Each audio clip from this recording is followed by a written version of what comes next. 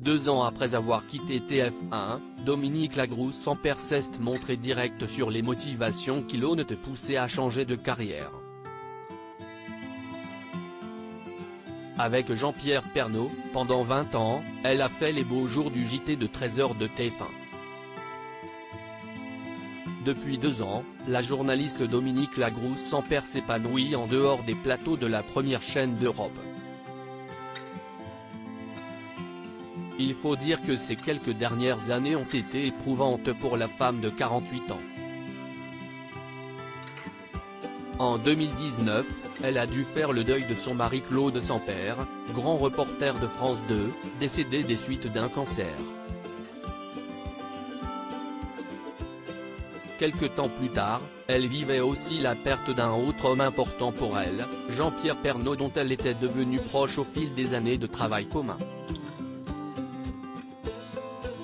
Après avoir publié Après l'orage, un ouvrage autobiographique sur sa nouvelle vie de veuve en 2021, Dominique Lagrousse-Sampere publie cette fois un deuxième livre mais son premier roman. Un premier roman aux touches personnelles dans Celle qui s'aimait enfin, la journaliste suit le parcours de Toscane, une femme qui comprend que mener une vie satisfaisante passe d'abord par apprendre à se rencontrer et s'apprécier elle-même avant d'aimer correctement les autres. L'auteur l'avoue, ce personnage présente des points communs avec elle rencontre des difficultés de la vie, des deuils, des trahisons, détaille la journaliste dans une interview à Ici Paris ce 15 mars. Celle qui était chargée des opérations SOS Village et Votre plus beau marché dans le JT a quitté TF1 en 2021. Un départ regretté par les téléspectateurs qui appréciaient sa présence à l'écran et sur lequel la femme est revenue ce mercredi.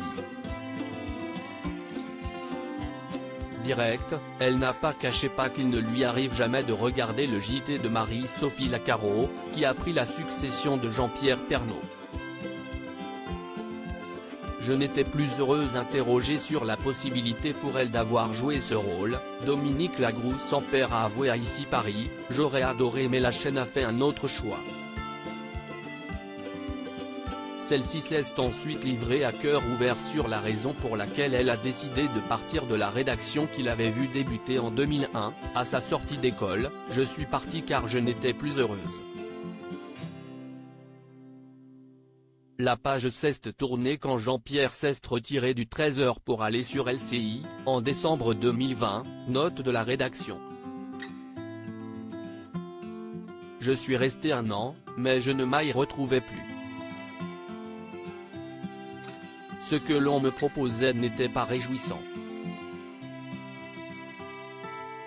Je n'avais plus ma place.